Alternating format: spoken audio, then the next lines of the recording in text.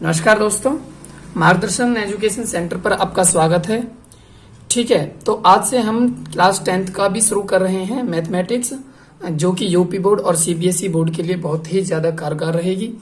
ठीक है, तो आज का हमारा टॉपिक जो है वो जो पहला चैप्टर है वो है वास्तविक संख्या। ठीक है, रियल नंबर्स। तो सबसे पहले मैं बताना चाहूंगा संख्याओं के बारे में पूरी तरीके से बता चुका हूं। आप एक बार वो वीडियो जरूर देखें। ऑल नंबर्स लिख देना, ऑल नंबर्स अरविंद सर या मार्गदर्शन एजुकेशन सेंटर, तो उसी से ऊपर आ जाएगी वीडियो। तो आप उस वीडियो को पहले जरूर देखें, क्योंकि उसमें मैथमेटिक्स शुरू करने से पहले हमें सभी संख्याओं का ज्ञान होना बहुत जरूरी है। तो वो पहले सभी संख्या के बारे में आप वर्णन देखेंगे, उसके बाद ये चीज देखेंगे। ठीक है, तो वास्तविक संख्या ये दो संख्या दो ही प्रकार की होती है, एक वास्तविक और एक काल्पनिक। काल्पनिक यानी इमेजिनरी होती है, जो आयोटा है, मैं वर्णन करा चुका हूं इसका। और वास्तविक जो परमेय और अप्रमेय सम्मिलित होकर जो बनती है।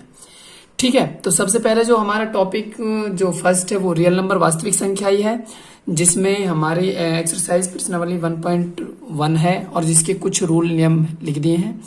तो समझोगे यूक्लिड विभाजन प्रमेय का है सबसे पहला जो टॉपिक है। इन्होंने पाई की भी खोज करी थी। यूक्लिड विभाजन प्रमेय का क्या है कि दो धनात्मक पूर्णांक है ए और बी दिए रहने पर हम ए बराबर बी क्यू प्लस आर, और ये जो आर की वैल्यू होगी ना, जो आर की वैल्यू होगी 0 से बड़ी होगी और इस बी से छोटी होगी। इस बी की जगह कुछ हो सकता है 6, 5, 10, 3 कितना भी, तो उससे छोटी होगी इस आर की वैल्यू। आर की वैल्यू 0 के बराबर भी और बड़ी भी हो सकती है, और बी से क्या रहेगी, छोटी रहेगी। ठीक है, को संतुष्ट करने वाली पूर्ण संख्याएं क्यू और आर ज्ञात कर सकते हैं। कैसे ज्ञात करेंगे देखोगे ध्यानपूर्वक आगे अभी। तो जिनके वर्गमूल नहीं निकलते वो ये होती हैं √5, √7, √11 जैसी संख्याएं। जिनके घरमूल नहीं निकलते ना, वर्गमूल नहीं निकलते, वो अपरिमेय संख्या होती है। अपरिमेय संख्या क्या होती है? जिनके वर्गमूल नहीं निकलते वो अपरिमेय संख्या होती है। ठीक है, परिमेय अपरिमेय मैं बता चुका हूं। ठीक है, परिमेय संख्या होती है जो बटे में होती है, यानी पी बटे क्यू के फॉर्म में होती है। जो पी बटे क्यू के फॉर्म में होती है वो परिमेय संख्या होती है। रैशनल नंबर बोलते हैं परिमेय संख्या को इंग्लिश में। और ये डेनोमिनेटर में यानी कि हर में कभी भी 0 नहीं होना चाहिए। क्या नहीं होना चाहिए? 0 नहीं होना चाहिए। ठीक है, क्योंकि अभाज्य, अगर इस क्यू के हम अभाज्य गुणनखंड कर देंगे तो अगर 2 की पावर n मान लो मल्टीप्लाई 5 की पावर n के रूप का है तो दशमलव प्रसार शांत होगा। अगर ये दोनों हैं हर में, अगर ये दोनों हर में हैं या इनमें से कोई सा एक भी है तो शांत दशमलव प्रसार होगा। अगर इन दोनों में से एक भी नहीं है और या इनसे अलग कोई और संख्या है तो दशमलव प्रसार क्या होगा? शांत। दशमलव प्रसार मैं बताऊंगा शांत अशांत क्या होता है। शांत होता है जो पॉइंट के बाद कट जाए, जो पॉइंट के बाद कट जाए। जैसे कि मैं लिख दूं 5/2, तो 5/2 में भाग करेंगे तो 2.5 आएगा भैया। तो पॉइंट के बाद कट गई ना, कट गई, तो ये हो गई शांत। अब मान लो 10/3 है, अब 10/3 का तुम भागते देते रहोगे ना तो 3 3 3 3 3 ये आते रहेगा, कटेगी नहीं। जो पॉइंट के बाद नहीं कटती ना वो क्या हो जाती है भैया? अशांत हो जाती है। ठीक है, और जो पॉइंट के बाद कट जाती है वो क्या हो जाती है? शांत। तो प्रश्नावली हमारी एक्सरसाइज फर्स्ट है। एक्सरसाइज फर्स्ट देखोगे क्रम बाय क्रम निम्नलिखित संख्याओं का एचसीएफ ज्ञात करने के लिए यूक्लिड विभाजन एल्गोरिथम का प्रयोग करना है। देखो एचसीएफ आपने बहुत तरीके से ज्ञात किया होगा, बहुत तरीके से। ठीक है, लेकिन इसमें विशेषकर बोला है कि यूक्लिड विभाजन एल्गोरिथम का प्रयोग करना है। ठीक है, तो सबसे पहले भैया इनका एचसीएफ निकालना। कैसे निकालोगे? सबसे पहले हम क्या लेंगे? छोटी संख्या। सबसे छोटी संख्या कौन सी है? सबसे छोटी संख्या बताओगे? सबसे छोटी संख्या, सबसे छोटी संख्या कितनी भैया? 135। 135 है। ठीक है, अब क्या लागू करेंगे? यूक्लिड विभाजन से, यूक्लिड विभाजन एल्गोरिथम, यूक्लिड विभाजन एल्गोरिथम। ठीक है, तो क्या करेंगे भैया? देखो चरण फर्स्ट करेंगे यूक्लिड विभाजन एल्गोरिथम से, यानी a बराबर बी क्यू प्लस आर ही तो होता है, बी क्यू प्लस आर। तो चरण फर्स्ट करेंगे हम। चरण फर्स्ट में क्या करेंगे देखोगे ध्यानपूर्वक। तो सबसे बड़ी संख्या कौन सी है हमारी? बड़ी संख्या है 225। हमें डिवाइड देना है 135 से। डिवाइड किससे देना है? 135 का टेबल इतनी बार पढ़ो कि इससे ज्यादा ना हो जाए, भले कम हो जाए। अगर मैं दूनी कर दूंगा तो ज्यादा हो जाएगा, तो इस बार 1 की मल्टीप्लाई करनी पड़ेगी। 135 से कम 135 और 135 में देखो बराबर, बराबर का मतलब क्या होता है? इधर भी बराबर इधर भी बराबर। अब इधर तो 225 है, इधर 135 है, तो इसमें कितने और जोड़े कि 225 और हो जावे। 135 से कम 135, 135 में 90 और प्लस कर देंगे तो कितना हो जाएगा? 225। ठीक है, अब देखोगे जब हमने 135 से भाग दिया, 135 से भाग देने पर शेषफल हमारा 0 नहीं आया। 135 से हमने भाग दिया और 135 से भाग हमारा शेषफल 0 नहीं आया। ठीक है, तो फिर अब इसलिए 0 के बराबर नहीं आया, तो 90 भी तो नहीं आया हमारा 0। ठीक है,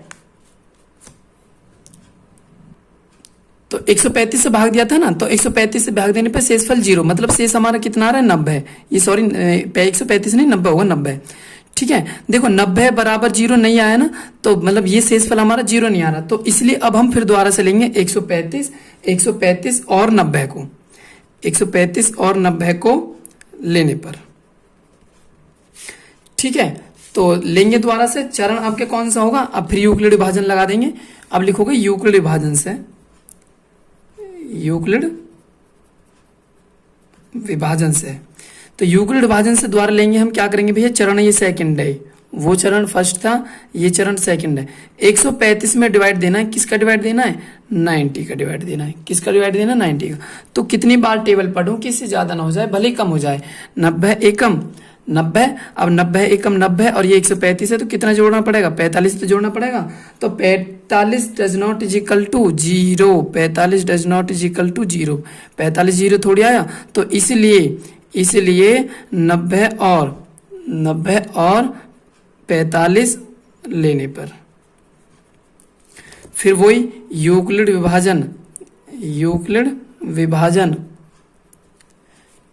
विभाजन प्रमेयिका से।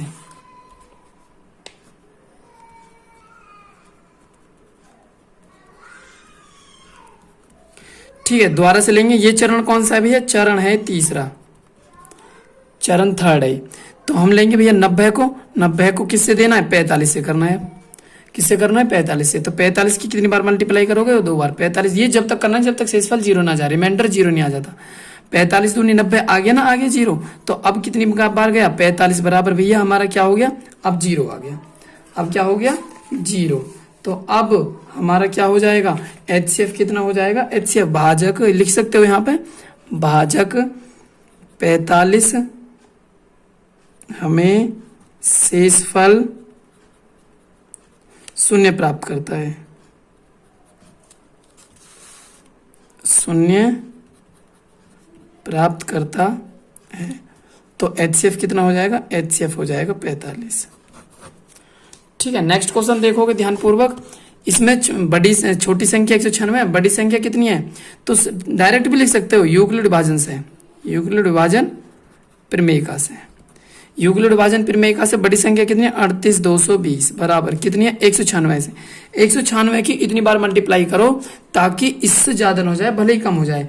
भैया इससे जब तुम मल्टीप्लाई करोगे ना, तो ये 195 बार पूरी बार कट जाएगा।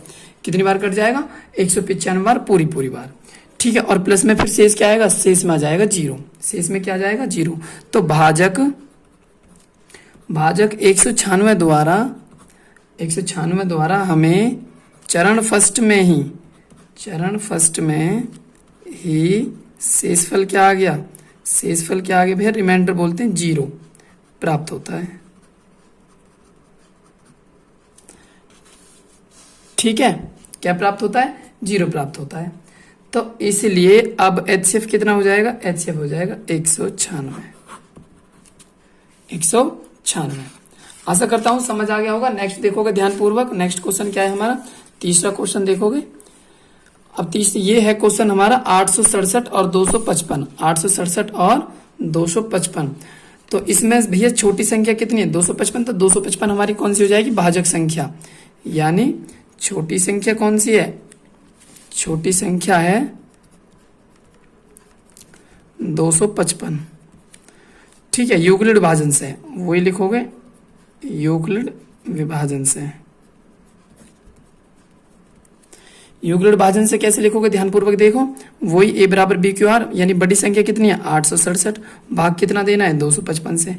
255 की इतनी बार मल्टीप्लाई करो, 255 की इतनी बार मल्टीप्लाई करो ताकि इससे ज्यादा ना आए, भले ही कम हो जाए।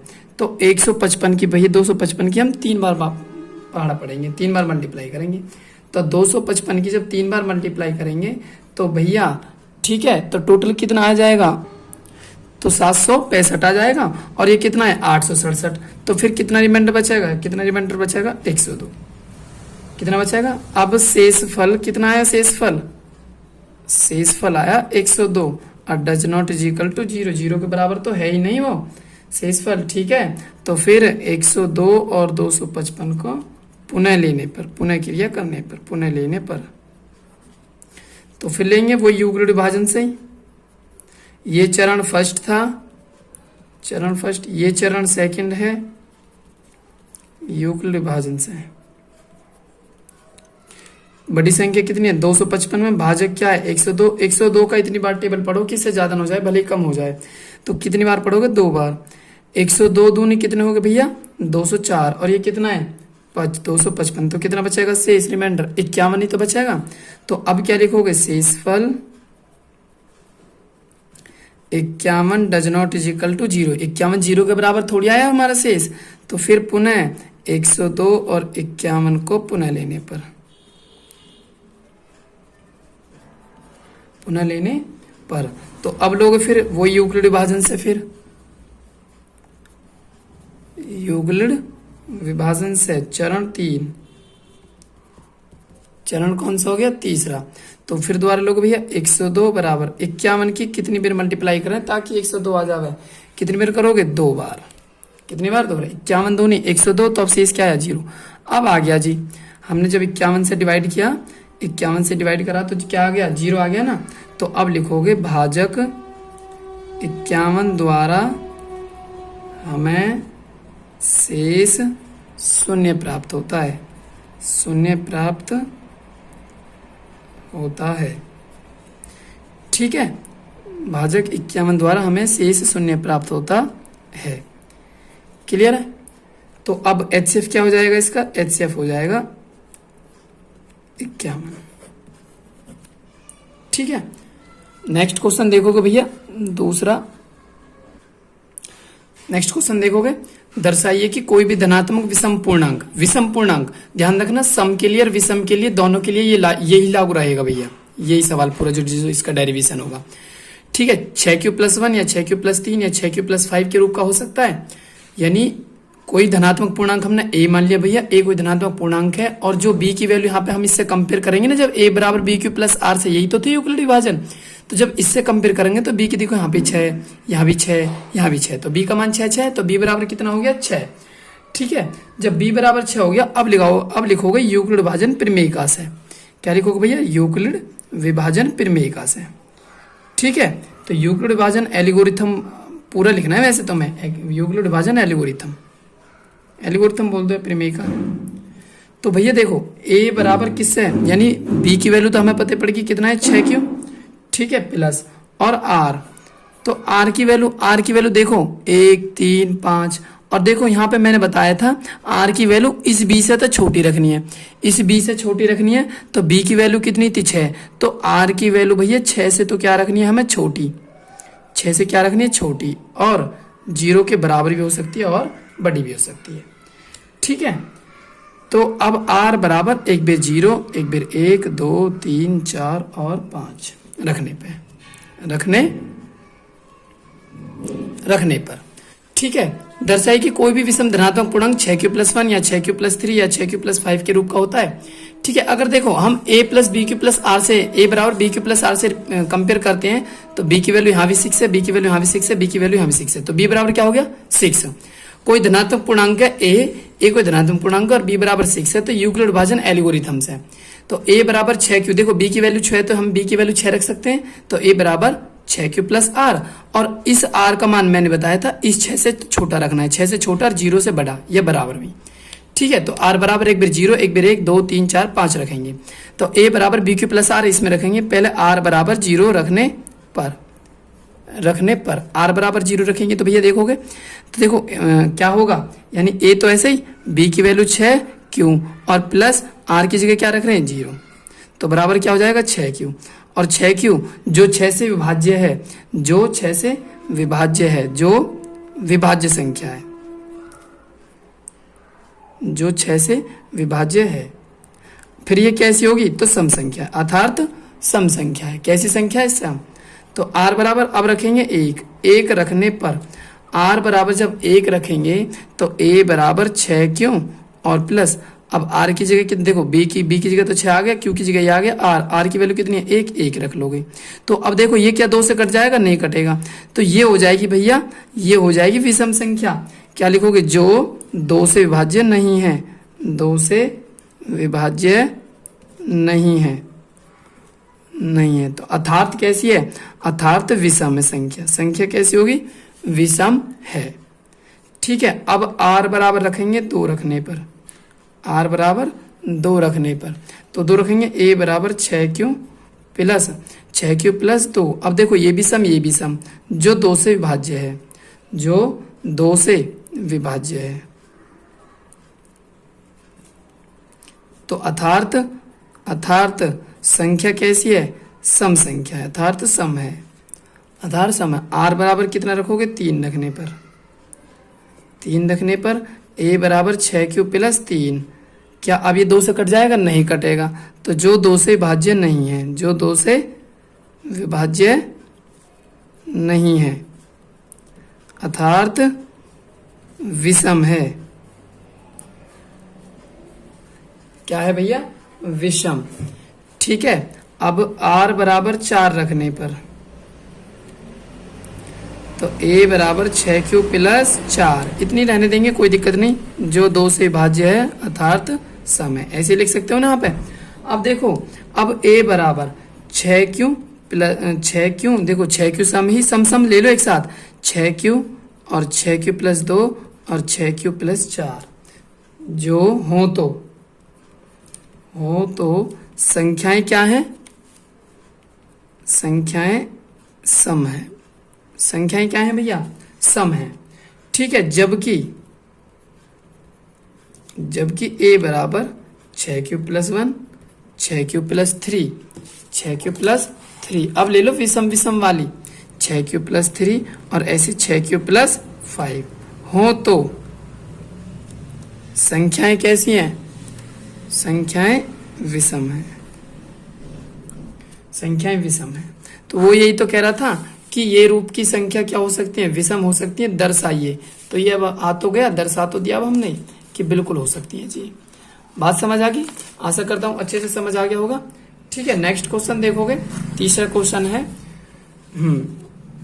किसी परेड में 616 सदस्यों वाली एक सेना की टुकड़ी को 32 सदस्यों वाले एक आर्मी बैंड के पीछे मार्च करना था। दोनों समूह को समान संख्या वाले स्तंभों में मार्च करना है। स्तंभों की अधिकतम संख्या क्या है जिसमें मार्च कर सकते हैं।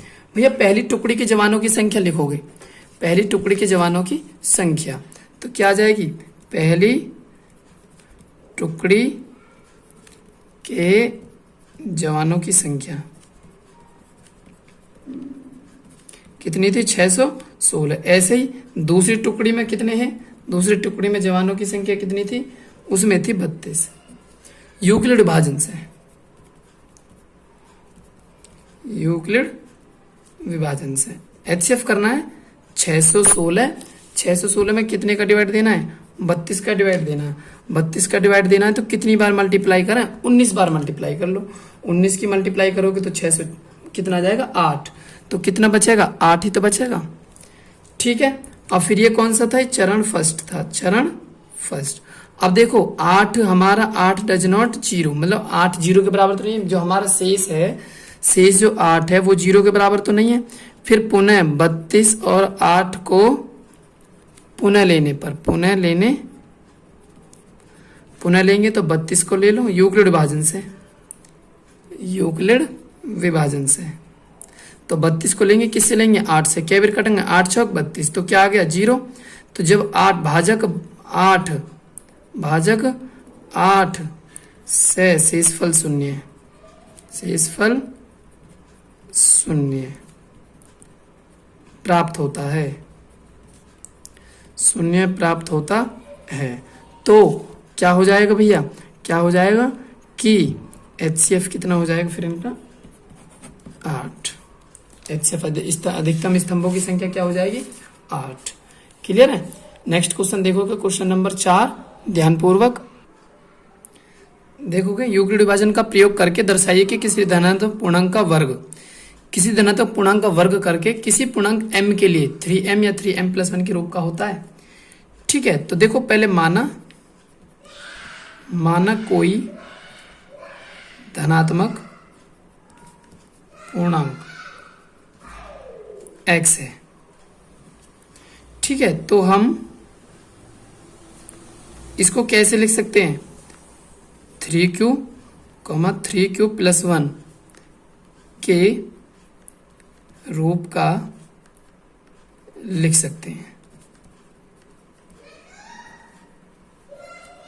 लिख सकते हैं। x² को 3m या 3m + 1 के रूप में लिखा जा सकता है। ये हमें क्या करना है? हमें सिद्ध करना है, हमें सिद्ध करना है ये। ठीक है, वो क्या है? x² को 3m या 3m + 1 के रूप में लिखा जा सकता है। हमें क्या करना है? सिद्ध करना है। वो एक तो कह रहा है किसी धनात्मक पूर्णांक का वर्ग किसी पूर्णांक m के लिए, वर्ग यानी किसी पूर्णांक का वर्ग किसी पूर्णांक m के लिए 3m या 3m + 1 का हो सकता है। तो यदि x बराबर, हमने सबसे पहले क्या माना? x बराबर 3q तो माना, x बराबर 3q माना, तो दोनों पक्षों का क्या कर लोगे? Both side taken to square, दोनों पक्षों का वर्ग कर लो। दोनों पक्षों का वर्ग करने पर both side taken to square, यानी x² बराबर 3q होल स्क्वायर, यानी कि 3 तिया 9q²। इसे कैसे लिख सकते हैं? 3 गुणा 3q²। और 3q² क्या है? 3q² एक पूर्णांक है। 3q² क्या है भैया? एक पूर्णांक है जो m को प्रदर्शित करता है, जो m को प्रदर्शित करता है।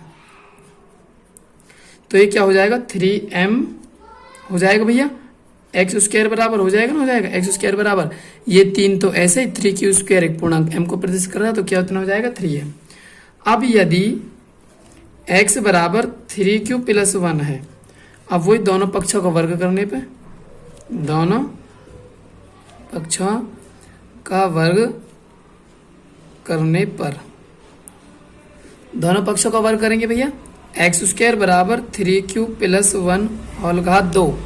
ठीक है, तो इस देखो a + b होल स्क्वायर वाला फॉर्मूला बन गया है। तो x² बराबर क्या हो जाएगा? यानी a की 2 यानी 3q की 2, कोष्टक में जब दो चीज होती है तो उन्हें कोष्टक में ले लेते हैं। a की 2 + 2 गुणा 3q गुणा 1। ठीक है, तो अब इसे क्या करोगे? अब इसे 3 तिया 9q² + 1 + 3 दूनी 6q। ठीक है, क्रम से लिख लोगे अब इसे 9q² + 6q और +1। इन दोनों में से कॉमन ले लोगे, 3 कॉमन ले लोगे तो 3 तिया 9q² ऐसे ही, 3 दूनी 6q ऐसे ही, और प्लस के 1। तो अब लिखोगे भैया 3q² + 2q एक पूर्णांक है, एक पूर्णांक है जो m को प्रदर्शित करता है, जो m को प्रदर्शित करता है। ठीक है, तो फिर क्या हो जाएगा? x² बराबर, ये m को प्रदर्शित करता है तो 3m + 1।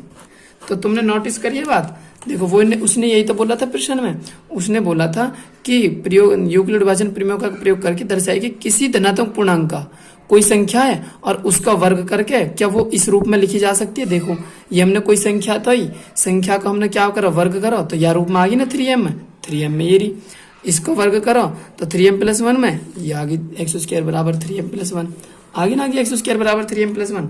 तो अब क्या लिखोगे कि 3m यानी 3m और 3m + 1 किसी धनात्मक पूर्णांक का वर्ग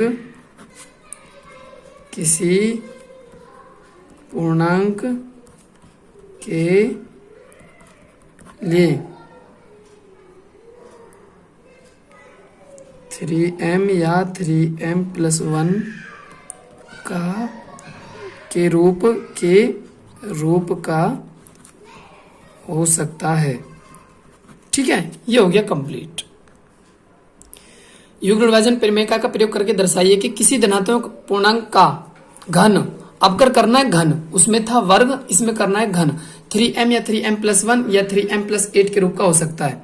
माना कोई एक x धनात्मक पूर्णांक है, x धनात्मक x धनात्मक पूर्णांक है।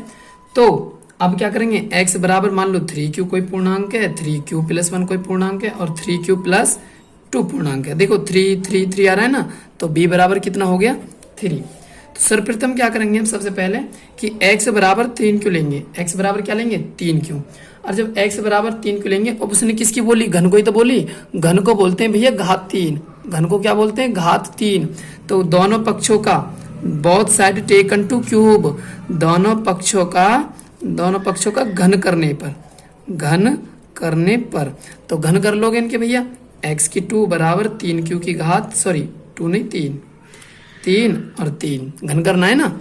तो ये 3q की घात 3 है, तो 3 की गुणा 3 बार करो। 3 तिया 9, 9 तिया 27, 27q की घात 3।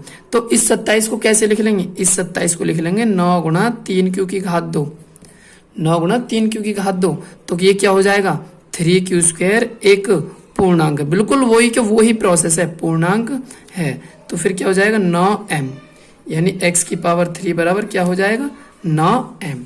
अब नेक्स्ट रखोगे x बराबर 3q प्लस 1, 3q प्लस 1 और हॉल 3q प्लस 1 रख दिया। दोनों पक्षों का घन करने पर, दोनों पक्षों का क्या कर लोगे, दोनों पक्षों का घन करने पर तो घन हो गया भैया, घन हो गया। तो x की 3 बराबर, यानी ये फॉर्मूला खुल जाएगा, a की 3 प्लस b की 3 प्लस 3 गुणा a की जगह 3q गुणा a की जगह b और 3q प्लस 1। मैंने फॉर्मूले सारे लिखवा चुका हूँ एक वीडियो में, उसमें सारे फॉर्मूले a प्लस बी वाले की मैथ में जाना, लिस्ट में देखना, a प्लस बी वाले सारे फॉर्मूले सवाल होंगे, वो सारे आ जाएंगे उसमें। ठीक है, तो x की पावर 3 बराबर, इसे को भैया खोलोगे 3 तिया 9 तिया 27q की घात 3 प्लस 1, 3 तिया 9, 9 एकम 9, देखो 3 तिया 9 एकम 9, 9 के अंदर गुणा कर लो, 9 तिया 27q और प्लस 27q की, और q की देखो q यहाँ q की घात कितनी हो जाएगी 2, 3 तिया 9, फिर 9 एकम 9q हो जाएगा। क्लियर है। अब क्या करोगे भैया, इन्हें क्रम से लिख लोगे, 27q की घात 3 प्लस 27q² प्लस 9q और प्लस के इस 1 को ले आओ लास्ट में। ठीक है, इसमें से ले लो 9 कॉमन ले लोगे तो 9 तिया 27q की घात 3, 9 तिया 27q² और 9 बाहर आ गया तो q ही तो बचेगा खाली, और प्लस 1। अब क्या लिखोगे 3q की पावर 3, 3q की पावर 2 प्लस q, एक पूर्णांक है, क्या है पूर्णांक है जो m को प्रदर्शित करता है। ठीक है, तो क्या हो जाएगा x की पावर 3 बराबर 9m प्लस 1। ठीक है, ऐसे ही घात 2 का हो जाएगा। ठीक है, बिल्कुल सेम टू सेम। घात 2 का भी करेंगे तो ज्यादा लंबा हो जाएगा, कोई दिक्कत नहीं, इतना भी लिख दोगे तो भी कोई दिक्कत नहीं है। तो x बराबर 9m और 9m प्लस 1, ये देखो आ रहे ना, आ रहे, ऐसे ही क्या आ जाएगा 9m प्लस 8 आ जाएगा। तो इसमें लिखोगे कि किसी पूर्णांक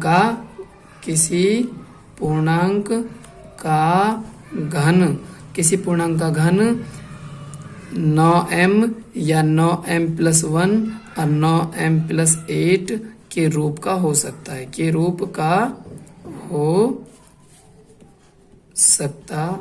ये एक्सरसाइज तुम्हारी कंप्लीट।